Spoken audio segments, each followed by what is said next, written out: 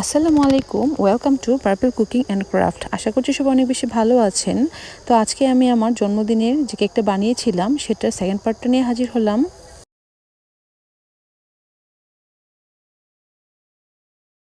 আসলে বড় ভিডিও দেখতে যদি আপনারা বোর হয়ে যান, সেজন্য আমি ভিডিওটাকে দুইটা ভাগে ভাগ করে নিয়েছিলাম।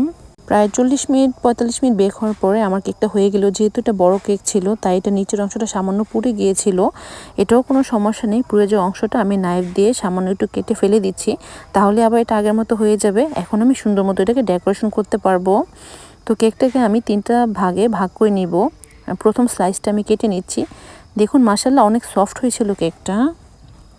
ভিডিওতে আপনারা দেখেই বুঝতে পারছেন যে মাশাআল্লাহ কতটা সফট হয়েছিল। আমি এখানে 3টা স্লাইস করে নিচ্ছি। আর আমি একটা সুগার সিরাপ তৈরি করেছিলাম 1 কাপ কুসুম গরম পানিতে। আমি সামান্য চকলেট ইমালশন দিয়েছি, চিনি দিয়েছিলাম 3 চামচের মতো, আর দিয়েছি সামান্য গ্রেট করা চকলেট। সবকিছু ভালো মতো মিক্সড হয়ে গেলে আমার সুগার সিরাপটা রেডি হয়ে যাবে। এখন আমি প্রতিটা লেয়ারের ফাঁকে ফাঁকে সুগার সিরাপ দিয়ে দিব। এখন প্রথম লেয়ারে সুগার সিরাপটা দিয়ে দিচ্ছি, তারপর এখানে আমি ক্রিম দিয়ে এটাকে কোট করে নিব। ভালো করে ক্রিমটা ছড়িয়ে নেওয়ার পর এখানে আমি একটা গানাশ দিয়ে দিব। এই গানাশটা আমি তৈরি করেছি। আপনি যতটুকু চকলেট নেবেন ঠিক ততটুকুই হুইপ ক্রিম নিয়ে নেবেন, নিয়ে একসাথে ভালো করে মেল্ট করে নিলেই গানাশটা রেডি হয়ে যাবে। এখন আমি আরেকটা লেয়ার দিয়ে দিলাম।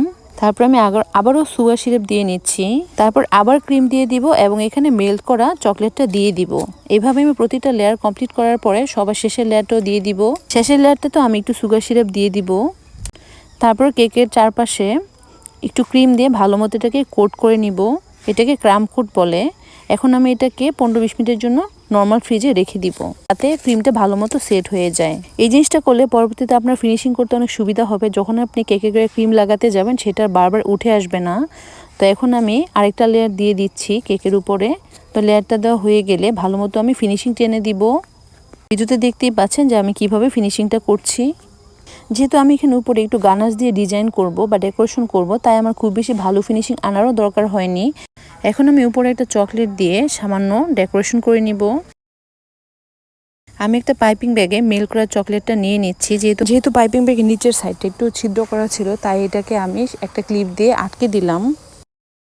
এখন আমি চকলেট দিয়ে আড়াআড়ি করে জাস্ট ডেকোরেশন করে নিচ্ছি। আপনারা আপনাদের নিজের মতো করে নেবেন, আমি আমার নিজের মতো করে নিচ্ছি।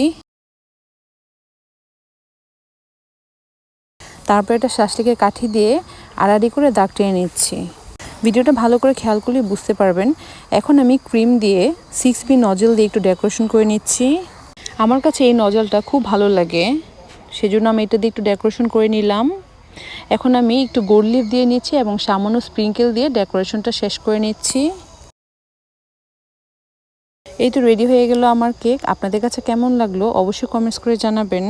আসলে দোকানের কেনা কেক থেকে নিজে হাতে কেক বানিয়ে সবাইকে খাওয়াতে পারলে সেটা আমার কাছে অনেক বেশি আনন্দের মনে হয়। যদি ভিডিও ভালো লাগে তাহলে অবশ্যই লাইক করবেন, আমার চ্যানেলটা সাবস্ক্রাইব করে দিবেন। সবাই ভালো থাকবেন। আল্লাহ হাফেজ।